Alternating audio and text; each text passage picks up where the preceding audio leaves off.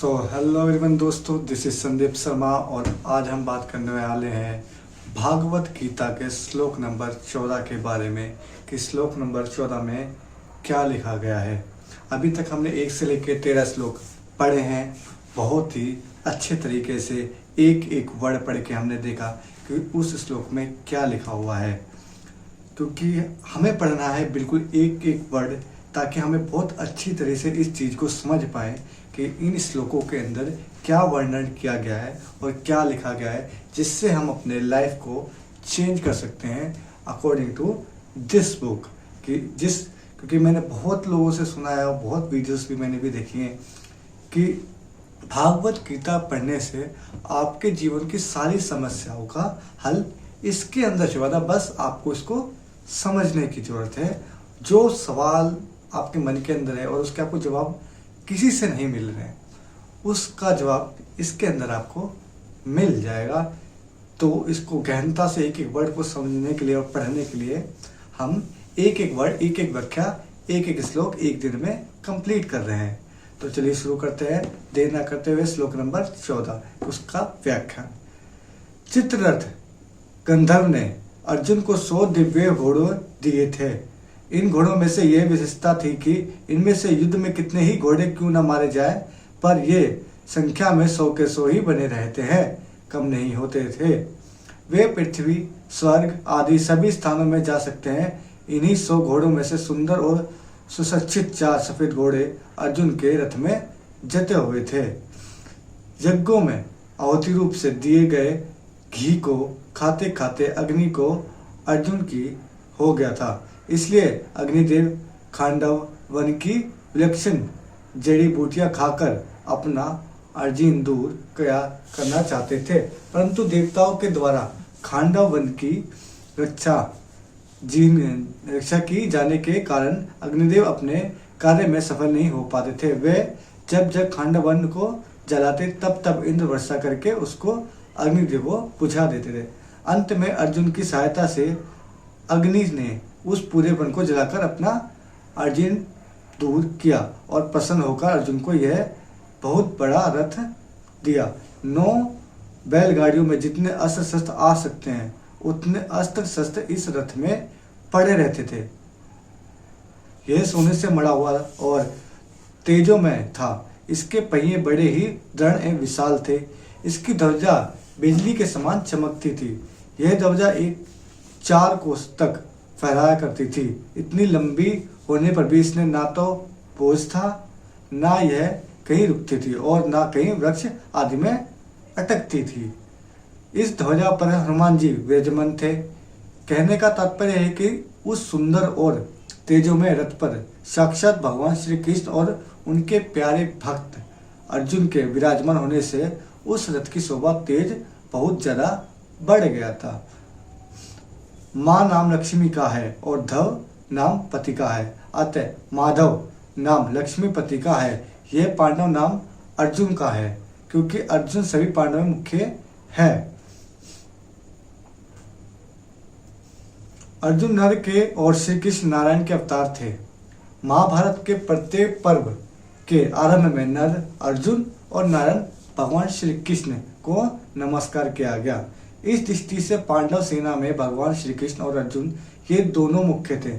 संजय ने भी गीता के अंत में कहा कि जहाँ योगेश्वर भगवान श्री कृष्ण और गांडीव धनुषधारी अर्जुन रहेंगे, वहीं पर विजय, भूति और अटल नीति रहेगी। भगवान श्री कृष्ण और अर्जुन के हाथों में शंख थे। वे तेजमय और अलौकिक थे। उन शंखों के होने पर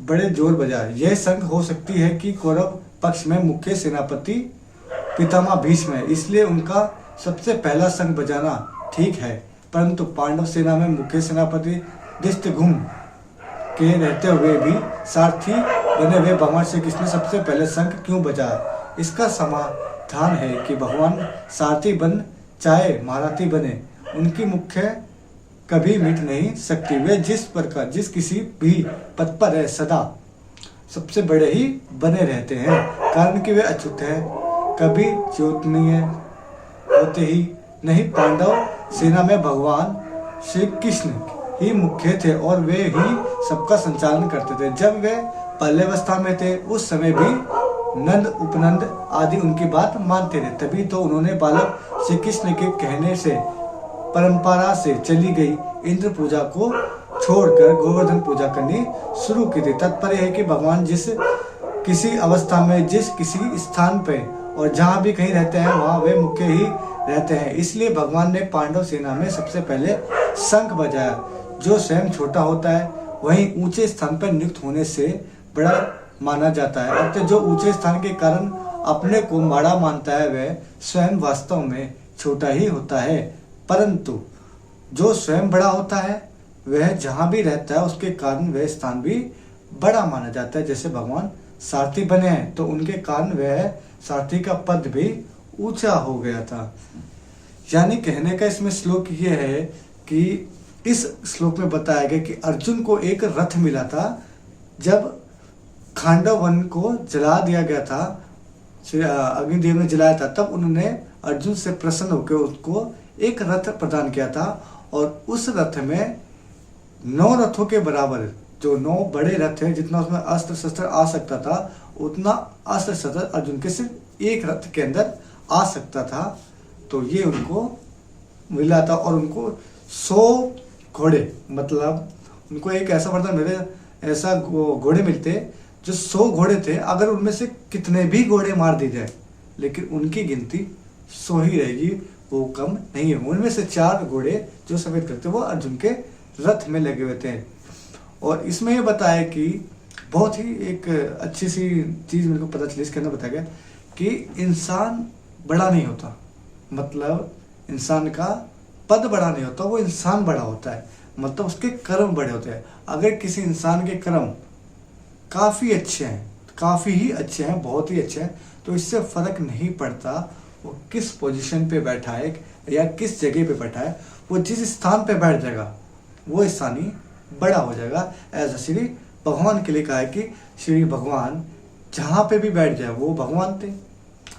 अब वो बैठे थे एक सारथी के रूप में, तो सारथी के रूप में बैठने पे भी एक उनका बड़प्पन देखा गया कि इतने बड़े होने के बाद भी सारथी पद पे बैठ गए। यानी कि इनके अंदर बिल्कुल भी थोड़ा सा भी ये नहीं है कि नहीं मेरी ये पोस्ट बड़ी ऊंची है या मैं बहुत बड़ा वो हूँ, उनके अंदर बिल्कुल नहीं। वो इतने बड़े होने के बाद युद्ध को एक क्षण में समाप्त करने वाली ताकत रखने वाले सारथी बन गए थे अर्जुन के।